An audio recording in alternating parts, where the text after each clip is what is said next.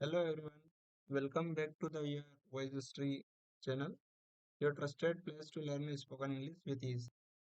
आज हम लोग इंग्लिश लैंग्वेज के कुछ बेसिक कंसेप्ट को सिंपल तरीके से समझेंगे and this is going to be one of the most fundamental lesson. So let's if you are a beginner then let's start with the basic concept of the English spoken English. Basic concept इसमें समझेंगे हम कि क्या होते हैं. So first of all let me show you that इस video में content क्या होने वाला है. So the first basic thing, सबसे पहली बेसिक थिंग है अपना alphabets. So alphabet, if you talk something about the alphabet, what are the alphabets.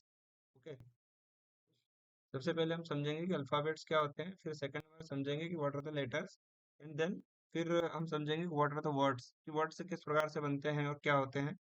And this two things are also most of the important. ये आखिरी की दो चीजें भी बहुत इंपॉर्टेंट होने वाली है, जैसे कि आपका हो गया वोकेबलरी और पांचवा हो गया सिलेबल.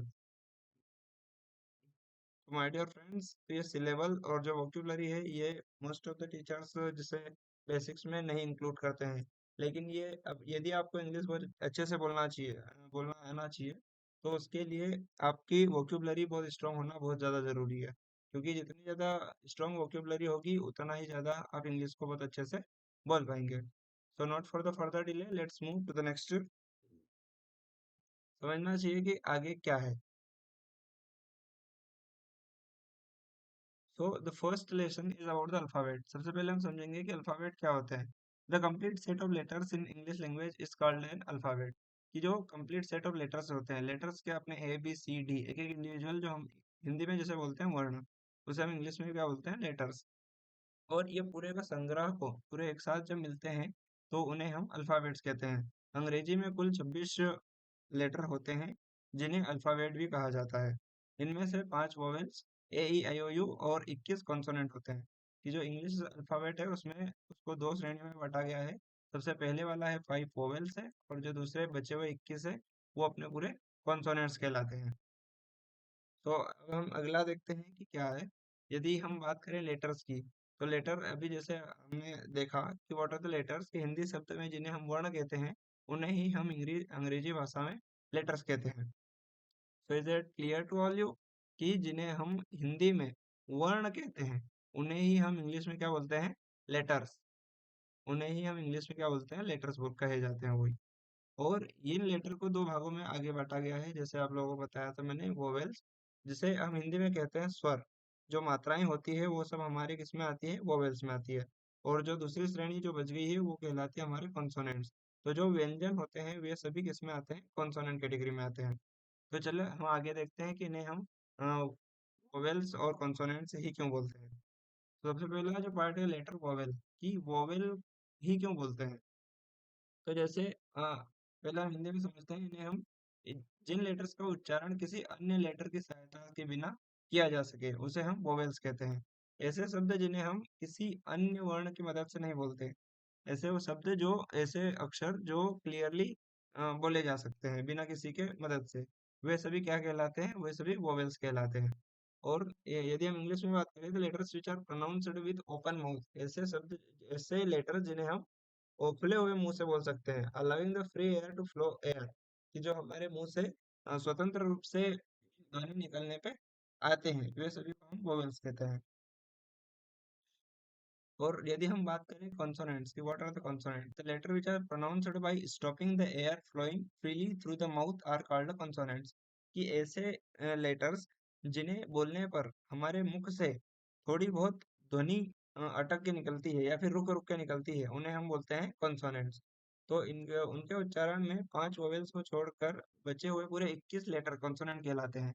जो हमारे बचे हुए 5 वोवेल्स हैं, 5 वोवेल्स ही हैं जिन्हें हम किसी दूसरे वर्ण की मदद, बिना किसी दूसरे वर्ण की मदद से बोल सकते हैं. बाकी सबको, बाकी 21 उनको बोलने के लिए हमें किसी न किसी की मदद लगेगी.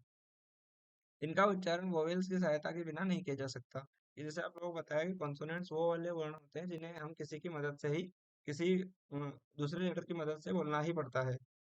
और एक नोट है, वेरी इंपॉर्टेंट नोट, जिसे आप कह सकते हैं कि डब्ल्यू और Y are the semi vowels. इन दोनों को हम सेमी वोवेल कहलाते हैं.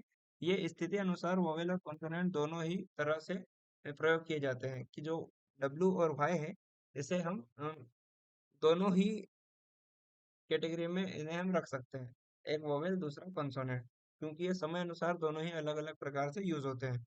हम अगले वीडियो में देखेंगे कि कैसे ये अलग अलग यूज हो सकते हैं। अब हम बात करते हैं वर्ड क्या है, what are the word. So this is the most basic concept here you can say because it is going to affect the most of the department। ये आगे हमें इंग्लिश में बहुत ज़्यादा काम में आने वाला है कि वर्ड एक्चुअली में होता क्या है, what is the word. Word जितना आसान दिख रहा है इतना है नहीं। वर्ड हम यदि हिंदी में बोले तो जो पॉइंट यदि हम पहले समझते हैं कि लेटर्स को आपस में मिलाकर लिखने से जब उस अक्षर का समूह कोई अर्थ बनाता हो तो उस शब्द को हम वर्ण कहते हैं, वर्ड कहते हैं। कि जब लेटर्स का कोई सब समूह उन्हें एक साथ लिखने पर किसी वर्ड या फिर किसी सार्थक ध्वनि का उच्चारण होता है, उन्हें हम वर्ड कहते हैं। इंग्लिश में यदि बात की जाए तो any meaningful combination of the letters signifying this an object an action or an modifying or qualifying expression is called a word। ये वर्ड की पूरी डेफिनेशन हो जाती है यदि हम इंग्लिश में बात करें तो। एंड यदि बात हम करते हैं एक वर्ड के लिए कम से कम एक वोवेल और एक कॉन्सोनेंट होना आवश्यक है। जैसे कोई सा भी वर्ड हम बनाते हैं तो उसमें एटलीस्ट एक वोवेल और एक कॉन्सोनेंट तो होना जरूरी माना जाता है। यदि वोवेल्स ना हो तो उसकी ध्वनि वाला कॉन्सोनेंट होना चाहिए। जैसे कि बॉय, यदि मान लो कि उसमें कोई सा वोवेल ना हो, ठीक है, तो उसकी ध्वनि कैसे होनी चाहिए, कॉन्सोनेंट वाली होना चाहिए। जैसे for example boy, cat, school, man etcetera. तो ये क्या है, ये सभी वर्ड कहलाते हैं। और इधर एक साइड में फिफ्थ वाला पॉइंट आता है जो एक्सेप्शन है। जैसे ए ए 10 जैसे वर्ड में एक ही लेटर है और ये नियम में एक्सेप्शन है कि ये वाले वर्ड क्या कहलाते हैं। जैसे ये ए है, ये एक ही वर्ड, एक ही लेटर है, फिर भी इसे हम एज ए वर्ड ट्रीट कर सकते हैं, तो ये हमारा एक्सेप्शन कहलाता है, एक्सेप्शन माना जाता है इसे। तो फर्दर नेक्स्ट।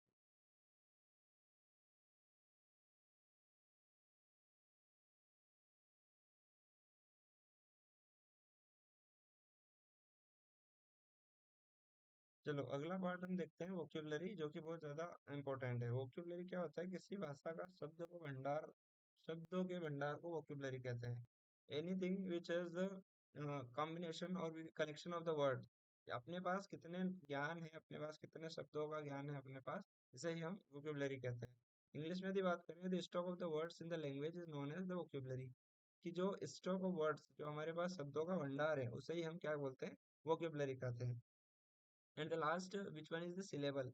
सिलेबल क्या होता है, इंग्लिश में मोस्ट ऑफ द टीचर इसे स्किप कर देते हैं, लेकिन मेरे हिसाब से इसे स्किप नहीं करना चाहिए, क्योंकि सिलेबल वो पार्ट होता है जब हम इंग्लिश पढ़ना सीखते हैं, उस समय हमें बहुत ज़्यादा ही काम में आता है। फॉर एन एग्जाम्पल यदि अभी हम बात करें सिलेबल की, तो किसी वर्ड का उच्चारण करने से उस वर्ड पर कितना भाग बार बार बोला जा रहा है। फॉर एन एग्जाम्पल यदि मैं बात करूँ किसी वर्ड को उच्चारण करते समय, बोलते समय उसे कितने भागों में बांटा जा रहा है, उसे ही हम क्या कहते हैं, सिलेबल कहते हैं।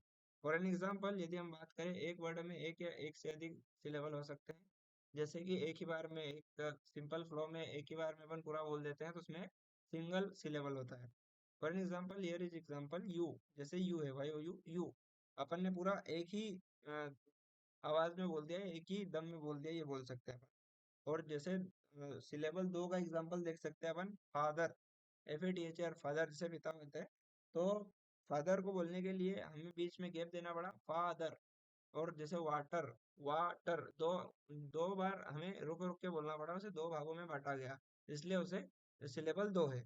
और दो से अधिक सिलेबल, जैसे एग्जांपल के लिए ब्यूटीफुल, जिसमें यहाँ पे अलग अलग जैसे तोड़ने पे ब्यूटीफुल, 3 सिलेबल में ब्यूटीफुल बटा हुआ है। वैसे ही पॉसिबिलिटी यदि हम बात करें तो पॉसिबिलिटी कितने सिलेबल्स में बटा हुआ है, तो पॉसिबिलिटी यहाँ पे हम यदि देखें तो पॉसिबिलिटी टोटल 3 इसमें बटा हुआ है।